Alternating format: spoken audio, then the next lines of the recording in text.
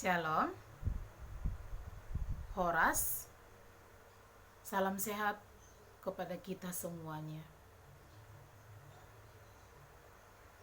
Pada saat ini, saya akan mencoba merambilan yang diambil dari Matius 22 ayat 37 sampai 40. Beginilah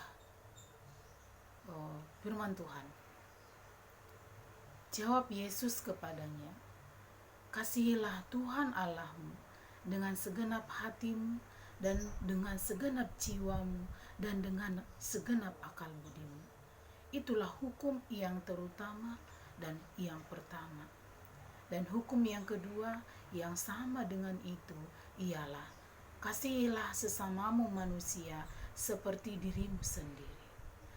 Pada kedua hukum inilah tergantung seluruh hukum Taurat dan kitab para nabi." Amin. Baik, pernahkah kita mencoba berefleksikan ke dalam diri sendiri dan bertanya, apa sebenarnya hidup itu? Apakah hidup itu hanya soal makanan, minuman, soal apa yang kita lakukan, apa yang kita kenal, apa yang kita capai? Betapa menyedihkan bila hidup ini hanya sejauh itu. Sejatinya hidup ini adalah tentang kasih,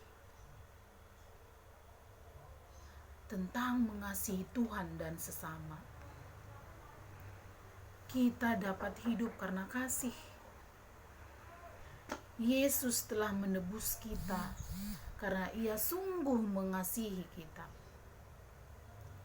Salib Golgota adalah bukti kasih-Nya yang besar atas kita.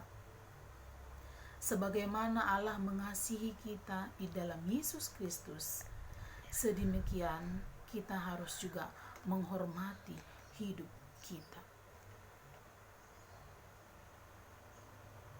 Setelah kita menikmati kasih Tuhan, kadang kita sulit untuk mengasihi sesama.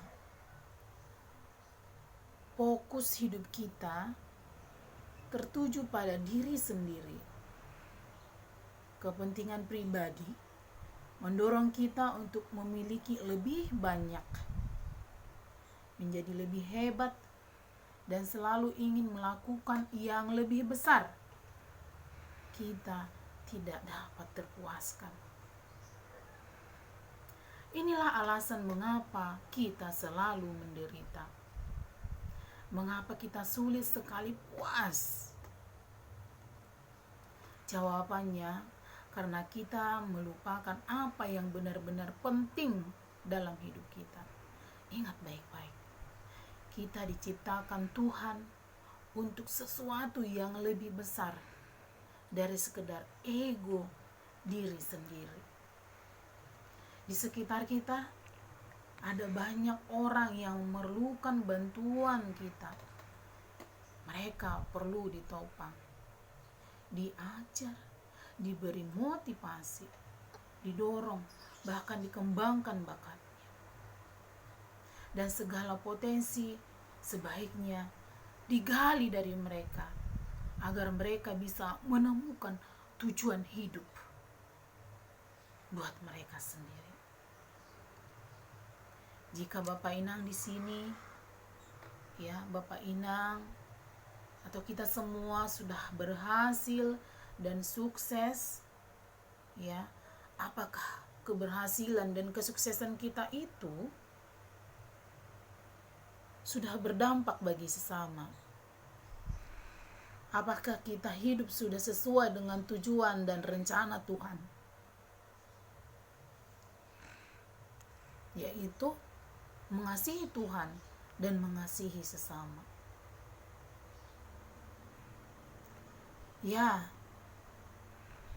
bagaimana kita memperhatikan orang lain, di mana orang lain tersebut tinggal bersama kita, yang sewajarnya kita kasihi, yang sewajarnya kita perhatikan. Ya, bila kita melihat keseharian kita, apakah kita sudah mewujudkan hal tersebut? Mari Bapak Inang Hitaganupan, kita ambil waktu sejenak untuk melihat kehidupan kita, supaya kita bisa menjawab pertanyaan-pertanyaan tadi.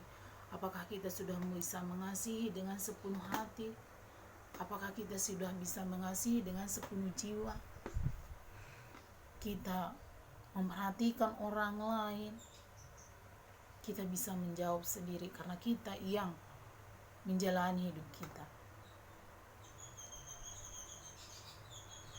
Kepuasan hidup tercapai ketika tidak lagi selalu merasa serba kurang, melainkan senantiasa kita bersyukur kepada Tuhan atas anugerahnya yang berlimpah kepada kita. Selanjutnya, biarlah kita menjadi saluran kasih bagi sesama melalui segala sesuatu yang bisa kita lakukan dan yang berguna buat mereka.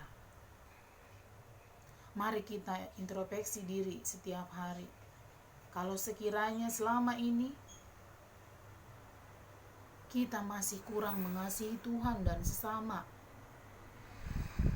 jadilah pribadi yang berkenan kepada Tuhan dan bersedia menopang hidup orang lain. Di dalam keluarga, suami istri perlu melakukan berbagai hal membangun kehidupan keluarga menjadi keluarga yang bahagia dalam kasih. Seluruh kegiatan keluarga harusnya itu terarah, tepat guna, dan tepat tujuan. Maka perlu saling pengertian, memahami apa yang terutama, makna yang sesungguhnya di dalam keluarga, dalam perkawinan. Mungkin Bapak Inang Hitaganupan sudah merasakan bagaimana di keluarga kita, ya, di dalam keluarga peran tugas seorang ibu, inang, istri sangat banyak. Mengurus rumah tangga, mengurus suami, mengurus anak, bahkan bekerja mencari nafkah dan yang lainnya. Walaupun banyak peran tugas, kiranya janganlah terbebani dengan semuanya itu, sehingga lupa akan kasih, sehingga lupa memberikan kasih. Saking terbebannya lupa memberikan kasih. Dalam Minggu Inang yang ke-63, saya mengajak kepada Inang, ibu, istri, terapkanlah kasih ya Inang ya. Ibu yang sebagai istri, terapkanlah kasih dimanapun berada. Kasih itu tidak bisa diganti dengan apapun. Kasihilah pasanganmu, kasihilah anggota keluargamu, anak atau orang tuamu, seperti engkau mengasihi dirimu sendiri. Firman Tuhan dalam Matius ini saya ulang ya. Kasihilah Tuhan Allahmu dengan segenap hati dan dengan segenap jiwa dan dengan segenap akal budimu. Itulah hukum yang terutama dan yang pertama. Dan hukum yang kedua yang sama dengan itu ialah kasihilah sesamamu manusia seperti dirimu sendiri. Dua perintah utama yang sering kita dengar, namun sulit untuk dilaksanakan dengan sempurna. Ya, namanya manusia tidak sempurna. Yang sempurna adalah Tuhan, yang sempurna adalah malaikat. Tapi walaupun kita merasa akrab dengan nats ini, Matius 22 ayat 37 sampai 40, sering akrab kita dengar di telinga kita, sering kita mendengar didengungkan di mimbar. Mari Bapak Inang semuanya yang ada kita di sini, lebih lagi untuk mengasihi. Selama ini mungkin sudah mengasihi, lebih lagi Bapak Inang, semua yang kita ada di sini, mungkin ada pasangan yang kurang harmonis kita temui di sekeliling kita. Betapa ironisnya melihat ada pasangan dengan menghabiskan masa pacaran jauh lebih lama dibandingkan dengan masa pernikahannya, alias sudah bercerai pada saat ini. Mungkin ada juga pasangan, jangankan romantis, ya, tidak terdengar bertengkar sehari saja itu sudah luar biasa, ya. Nah, pasangan-pasangan tersebut adalah pasangan suami istri, dua insan yang disatukan dalam suatu ikatan pernikahan, masuk ke dalam rumah tangga. Sulit memang mencari titik temu antara dua pribadi yang berbeda. Semirip-miripnya sifat sepasang manusia, tetap saja ada yang berbeda di antara keduanya. Kembar siam sekalipun ada perbedaannya, ya. Maka jika perbedaan suami dan istri disatukan dalam kasih, maka terciptalah kasih di dalam keluarga. Terciptalah hukum kasih di dalam keluarga. Jadi hukum kasih artinya di sini, ya, semua anggota keluarga itu menerapkan kasih. Diawali dengan kasih, ya, suami istri kepada anak-anaknya, kepada orang tua, kepada sekelilingnya. Jadi semua di dalam keluarga itu tercipta hukum kasih dalam keluarga.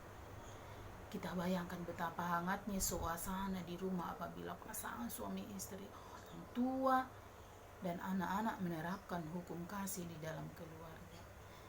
Bila kita mau menerapkan hukum kasih dalam rumah tangga, keharmonisan rumah tangga akan tercipta. Keharmonisan rumah tangga bukan tergantung dari lamanya usia pernikahan, tetapi tergantung dari bagaimana kita sendiri menyikapi keluarga, membawa keluarga di dalam kasih. Saat ini kita telah dihadapkan dengan yang namanya pandemi virus corona. Kita tanpa sadar, ya, hampir 1 tahun kita menjalaninya. Kita sudah berdampingan dengan virus tersebut. Pemerintah Indonesia juga sudah menetapkan bahwa bencana ini adalah bencana nasional. Dalam menghadapi wabah ini, kita harus mengubah pola pikir, yaitu selalu berpikir yang positif, saling mengasihi, dan selalu bersyukur kepada Tuhan. Kita harus bersyukur apabila kita tinggal di rumah dengan masih nyaman, masih ada makanan dan minuman yang kita konsumsi, masih diberikan juga kesehatan dan kenyamanan di sekeliling kita. Kita harus bersyukur dengan itu. Berhentilah mengatakan bosan, jenuh. Bayangkan sebagian orang yang masih harus bekerja di luar sana untuk memenuhi kebutuhan hidupnya dan berjuang untuk mendapatkan kebutuhannya sehari-hari. Mereka itu rentan terkena virus corona. Jadi bersyukurlah kita kepada Tuhan yang masih tinggal di rumah. Dengan kondisi yang susah seperti ini ataupun kondisi pandemi seperti ini, kiranya kita tetap bersyukur. Kita jadikan ini menjadi introspeksi iman kepada kita. Dengan kejadian ini juga merupakan evaluasi diri. Apakah kita sudah peduli kepada sesama? Apakah kita sudah peduli kepada keluarga? Apakah kita sudah taat kepada Tuhan? Kita selalu bersyukur Bapak Inang, ya, masih diberikan kesehatan. Bagaimana dengan sudah yang terinfeksi itu? repot sekali. Hidup kita ini bukan tentang apa yang semua yang kita inginkan. Hidup ini bukan untuk mewujudkan kehidupan kita, tetapi bersyukur dan menghargai apapun yang kita sudah miliki. Baik Bapak Inang semuanya, pada saat ini saya mengajak Bapak Inang untuk lebih bersyukur juga. Selain tadi mengasihi sesama, mengasihi Tuhan, bersyukur juga. Ya, kadang-kadang karena virus corona ini banyak hal-hal yang tidak bisa kita laksanakan sebagaimana mestinya, tapi tetap kita bersyukur. Kalau tidak mengasihi, bersyukur, kita mau kemana lagi? Saya ajak Inang Bapak kita semua tetap saling mengasihi dan bersyukur. Baik Bapak Inang, kita Ganupa, yang merupakan kesimpulan dari ambilan saya ambil yang pertama, warna hidup kita dengan kasih. Mengasihi Tuhan dan sesama. Jadilah pribadi yang berkenan kepada Tuhan dan bersedia menopang hidup orang lain. Sebagaimana Allah mengasihi kita di dalam Yesus Kristus, sedemikian kita juga harus menghormati hidup kita sendiri. Yang kedua, bila kita mau menerapkan hukum kasih di dalam hidup rumah tangga, keharmonisan akan tercipta. Yang ketiga, hidup itu bukan tentang mendapatkan semua yang kita inginkan. Hidup itu akan tetap mewujudkan semua yang kita inginkan, dan kita lebih bersyukur dan menghargai apapun yang kita sudah miliki. Yang keempat, hidup kita bagaikan suatu sungai yang mengalir dan bermuara ke laut.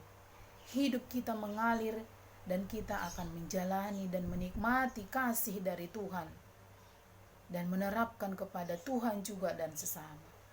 Jika hidup demikian, tidak akan ada kata penyesalan, tetapi nikmat hidup yang kita rasakan.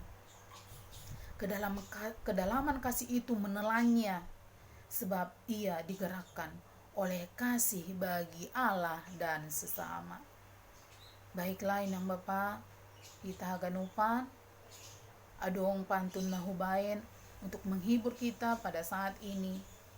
Ya, jalan-jalan ke kota Yogyakarta, ingat terapkan protokol kesehatan. Selamat Minggu Inang buat kita semua. Terapkan kasih kepada sesama dan Tuhan. Amelube naboy ibadah sanami bani saat on. Terima kasih. Tuhan Yesus memberkati. Amin.